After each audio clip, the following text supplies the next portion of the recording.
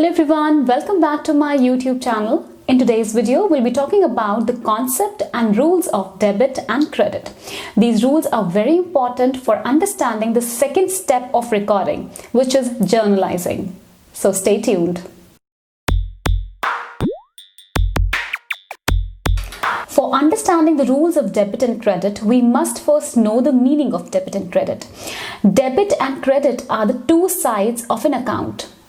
We all know that an account is individual representation of different heads like revenue, expenses, assets, and so on. All of them are individually represented through an account, and that account is usually shown by T-shape account, which has two sides, debit side and credit side.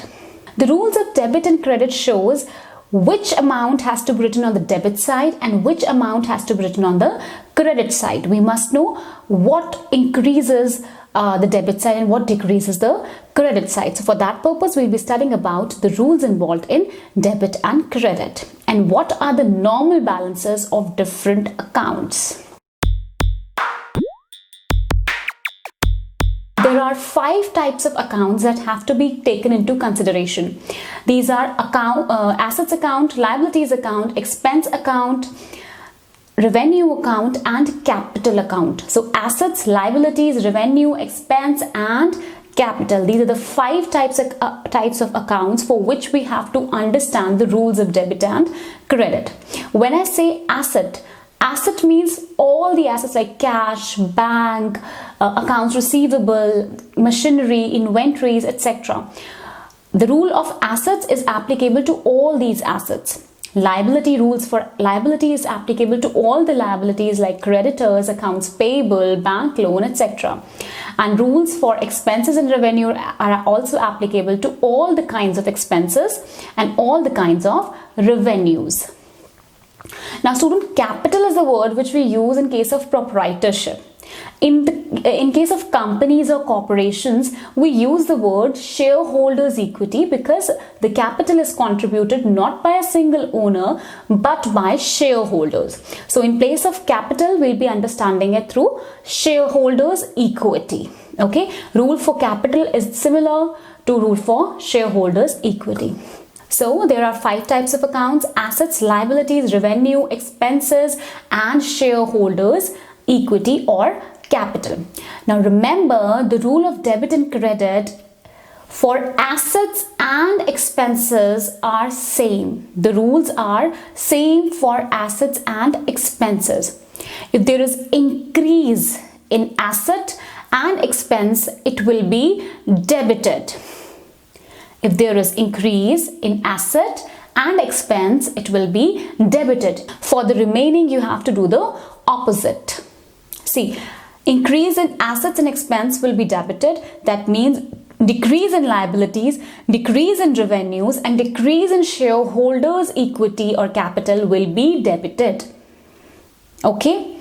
When I say that asset is increased by particular amount, then that amount has to be put on the debit side of the account because the rule says that increase in asset has to be debited.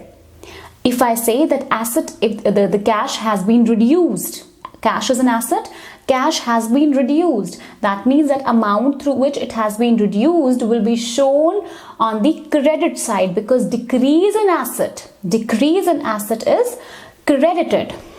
If we talk about accounts payable is a liability. If we say that accounts payable liability has been created, okay, by 5,000. 5,000 is the amount by which accounts payable liability has been created. Now there is increase in liability.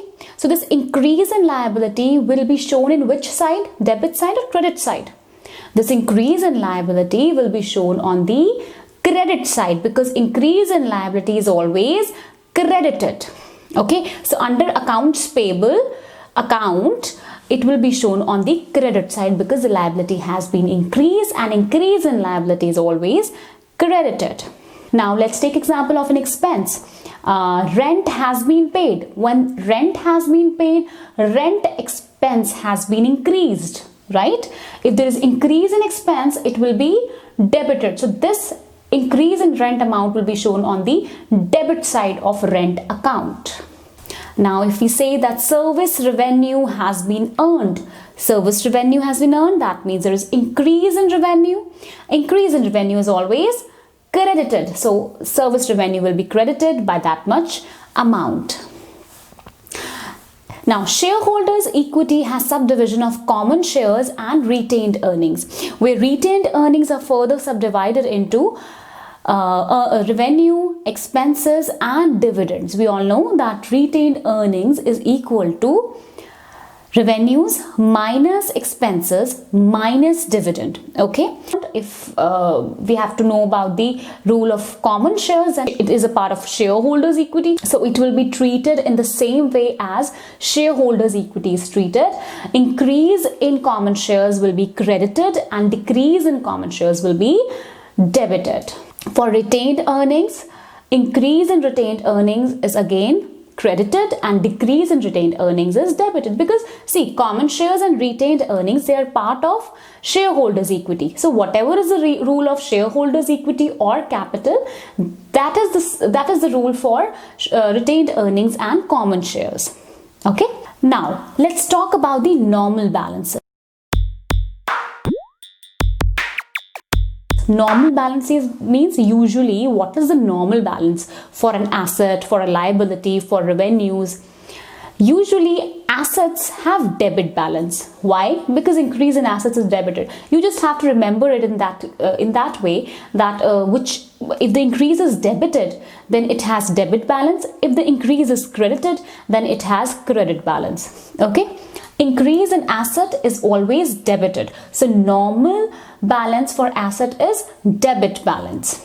Increase in liabilities is always credited. So normal balance for liabilities is credit balance. Increase in expenses is always debited. So normal expenses balance is debit balance.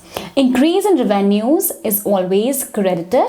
So normal revenues balance is credit balance. Increase in shareholders equity is always credited again. So normal balance for shareholders equity is credit balance. And this is the same for their subdivision, for its subdivision like common shares and retained earnings.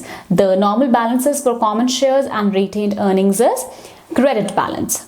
For dividend declared, the normal balance is debit balance, because increase in dividend is always debited. So we just have to remember it that way, that if the increase is debited, then it has normal balance debit balance. If the increase is credited, then the normal balance is credit balance. Okay, these are the rules that you have to remember for doing accounting practices. This is all for today. See you with the next video. Till then, test your knowledge and your understanding through a question which is given at the end of this video.